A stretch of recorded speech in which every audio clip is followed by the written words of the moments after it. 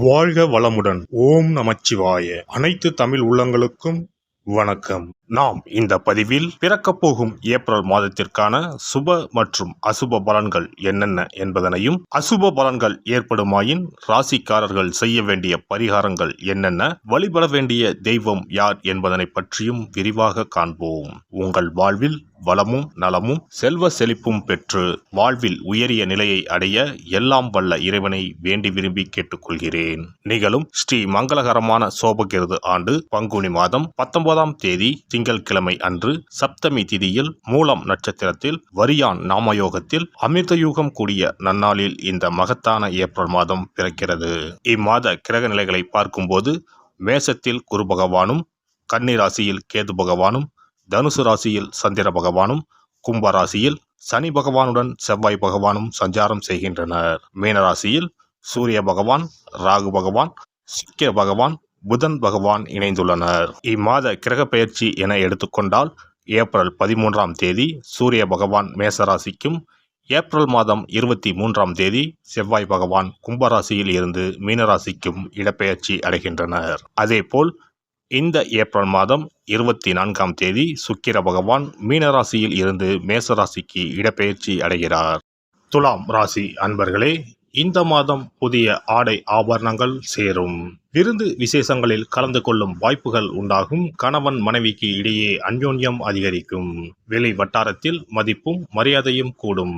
அரசாங்க விவகாரங்கள் சற்று இழுபறிக்கு பின்னர் முடியும். தாய்மாமன் வகையில் எதிர்பார்த்த காரியங்கள் அனுகூலமாக முடியும். வாழ்க்கை துணை மூலம் எதிர்பாராத பொருள் வரவுக்கு வாய்ப்பு உண்டு. பழைய வாகனத்தை மாற்றி புதிய வாகனம் வாங்குவீர்கள். மறைமுக எதிரிகளால் ஏற்பட்ட தொல்லைகள் விலகும். உறவினர்கள் வருகையால் வீட்டில் மகிழ்ச்சி நிலவும். ஆனால் உடல் நலனில் கூடுதல் கவனம் செலுத்துவது மிகவும் அவசியம். தாயுடன் கருத்து வேறுபாடு ஏற்படக்கூடும் என்பதால் பொறுமையை கடைபிடிக்கவும் தாயை அனுசரித்து செல்வது நல்லது. குடும்பத்தில் சில பிரச்சனைகள் ஏற்பட்டு மன அமைதியை பாதிக்கக்கூடும். கூடுமானவரை குடும்பத்தினரை அனுசரித்து செல்வது நல்லது. பிள்ளைகளை அவர்கள் போக்கிலேயே விட்டு பிடிக்கவும் எந்த ஒரு செயலையும் எந்த தடையும் இல்லாமல் வெற்றிகரமாக முடிக்க முடியும். அலுவலகத்தில் பணிச்சுமை அதிகரிக்கும். எந்த ஒரு வேலையையும் சற்று கஷ்டப்பட்டுத்தான் முடிக்க வேண்டியிருக்கும். தீவிர முயற்சியின் பேரிலேயே உங்கள் கோரிக்கைகள் நிறைவேறும். சக ஊழியர்களால் ஓரளவு உதவிகள் உண்டு. தொழில் வியாபாரத்தில் கூடுதலாக உழைக்க வேண்டும். ஆனால் அதற்கேற்ற ஆதாயம் கிடைக்கும். பங்குதாரர்களால் வியாபாரத்தில் லாபம் கூடுதலாக கிடைக்கும். வியாபாரத்தை விரிவுபடுத்த வங்கி கடனுதவி கிடைக்கும். குடும்பத்தை நிர்வகிக்கும் பெண்களுக்கு மகிழ்ச்சி தரும் மாதமாகவே இம்மாதம் இருக்கும். குடும்ப பொறுப்புகளை நிறைவேற்றுவதில் சிரமம் எதுவும் இருக்காது. அக்கம் பக்கத்து வீடுகளில் உள்ளவர்கள் உதவிகரமாக இருப்பார்கள். அலுவலகம் செல்லும் பெண்களுக்கு பணிகளில் கூடுதல் கவனம் தேவை. கலைத்துறையினருக்கு எதிர்காலம் பற்றிய சிந்தனைகள் மேலோங்கும். எல்லா காரியங்களிலும் நல்லபடியாக நடக்கும். ஆராய்ந்து செய்யும் காரியங்கள் சாதகமான பலன் தரும். வாகனங்களை ஓட்டும் போது எச்சரிக்கை அவசியம். அடுத்தவருக்கு எவ்வளவு நல்லது செய்தாலும் அது எடுபடாமல் போகலாம். அரசியல் துறையினருக்கு மற்றவர்களுக்கு உதவ போய் வீண்பலி ஏற்படலாம். கவனம் தேவை. தொழில் வியாபாரம் தொடர்பான அலைச்சல்கள் அதிகரிக்கும். ஆனால் பணவரத்து திருப்திகரமாக இருக்கும். மேலிடத்தின் கருத்துக்களுக்கு மதிப்பு கொடுப்பது நன்மை தரும். மாணவர்களுக்கு கல்வி பற்றிய மனக்கவலை ஏற்பட்டு நீங்கும். பெற்றோர் ஆசிரியர் ஆலோசனை கை கொடுக்கும். நட்சத்திர பலன்கள் சித்திரை 3, 4ஆம் பாதம். இந்த மாதம் குடும்பத்தில் தேவையற்ற பிரச்சனைகள் தலை தூக்கச் செய்யும். எனவே சாதுரியமாக பேசி எதையும் சமாளிப்பது நல்லது.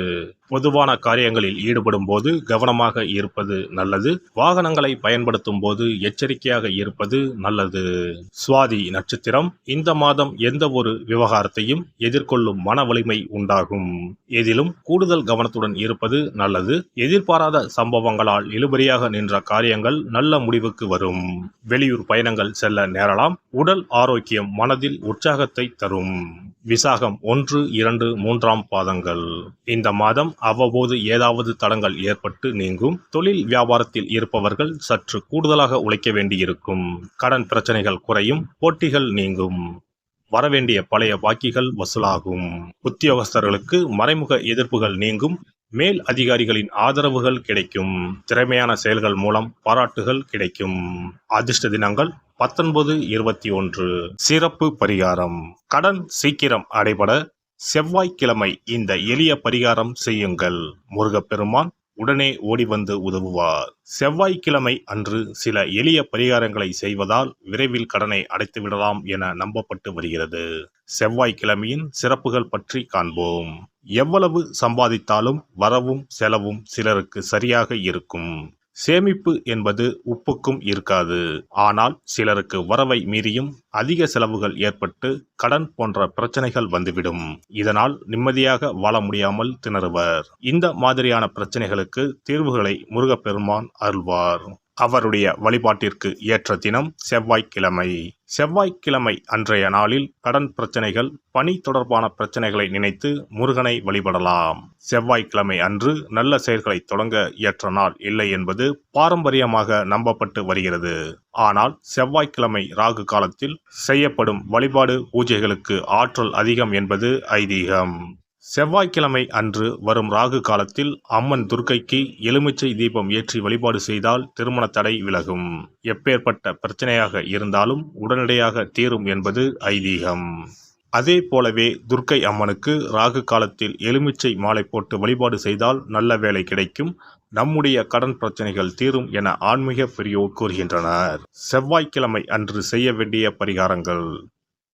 எவ்வளவு அடைத்தாலும் தீராத கடன் சுமை இருப்போர் செவ்வாய்க்கிழமை அன்று வீட்டில் ஒரு எளிய பரிகாரத்தை செய்தால் அவர்களுடைய மொத்த கடனம் அடைவதற்கான வழிகள் கிடைக்கும். செவ்வாய்க்கிழமையில் வருகின்ற செவ்வாய் ஹோரையில் இந்த வழிபாட்டை செய்ய வேண்டும். அந்த ஒரே நாளில் 3 வகையான பரிகாரங்களையும் செய்தால் மட்டுமே முழு பலனையும் பெறலாம். முதல் செவ்வாய் ஹோரை. செவ்வாய்க்கிழமை அன்று காலை 6 மணி முதல் 7 மணி வரையிலும் செவ்வாய் ஹோரை இருக்கிறது. அப்போது பாசிப்பயிறு அல்லது பச்சை பயிறு ஆகியவற்றில் ஏதேனும் ஒன்று வெல்லம் போட்டு பாயாசம் செய்து பூஜை அறையில் சுவாமிக்கு படைக்க வேண்டும். வீட்டு பூஜை அறையில் விளக்கேற்றி எங்களுடைய வீட்டின் கடன் சுமைகள் விரைவில் அடைபடுவதற்கான வழிவாய்ப்பை எங்களுக்கு கண்முன்னே காட்டுங்கள் என குலதெய்வம், இஷ்ட தெய்வம் எல்லோரிடமும் பிரார்த்தனை செய்ய வேண்டும். இரண்டாவது செவ்வாய் ஹோரை செவ்வாய்க்கிழமை அன்று பகல் பொழுதில் 1 மணி முதல் 2 மணி வரை இருக்கிறது. அப்போது பச்சரிசியை சுத்தம் செய்து அதனுடன் பச்சை பயிறு, வெல்லம் ஆகியவற்றை கலந்து வீட்டு பூஜை அறையில் வீட்டிற்கும் சுவாமி படத்தின் முன்பு வைக்க வேண்டும். பின்னர் நாங்கள் கோமாதாவிற்கு செய்யும் இந்த தானத்தை ஏற்று எங்களுடைய கடன் சுமை குறைந்து நிம்மதியான வாழ்க்கை கிடைக்க 30 முக்கோடி தேவர்களும் அருள் புரிய வேண்டிக் கொள்கிறோம் என மனதினுள் பிரார்த்தனை செய்ய வேண்டும். உங்களுடைய வீட்டில் யாரின் பெயரில் அதிகமான கடனை வாங்கி இருக்கிறீர்களோ அவர்களின் கையால் பாசிப்பயறு வெல்லம் கலந்த பச்சரிசியை கோமாதாவிற்கு தானமாக கொடுங்கள்.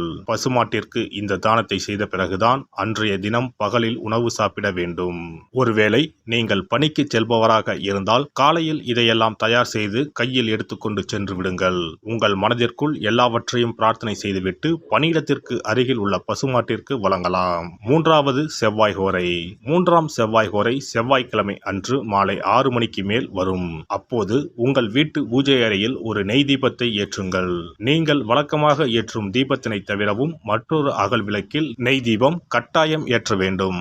இது முருகனுக்காக ஏற்றும் தீபமாகும். இந்த தீபத்திற்கு முன்பாக நின்று கடன் அடைபடும் வழியை காட்டு அப்பனே முருகா, கடனே இல்லாமல் வாழும் வாழ்வை தந்தருள் இறைவா என முருகப்பெருமானிடம் மனமுருகி வேண்டிக் கொள்ளுங்கள். இந்த பரிகாரங்களை நம்பிக்கையுடன் செய்தால் மட்டுமே நிச்சயம் உங்களுடைய கடன் விரைவில் அடைபடும். எல்லாம் வல்ல இறையருளால் நீங்களும் உங்கள் அன்பு குடும்பமும் உடல் நலம், நீலாயுள், நிறை செல்வம், உயர் புகழ், மெய்ஞானம் ஓங்கி வாழ்க வளமுடன். இந்த வீடியோ பதிவு உங்களுக்கு பிடித்திருந்தால் லைக் பண்ணுங்க, கமெண்ட் பண்ணுங்க, ஷேர் பண்ணுங்க, மறக்காம சப்ஸ்கிரைப் பண்ணுங்க, பக்கத்துல இருக்கிற பெல் பட்டனை கிளிக் பண்ணுங்க. நன்றி, வணக்கம். ஓம் நமச்சிவாய. சிவாய நம.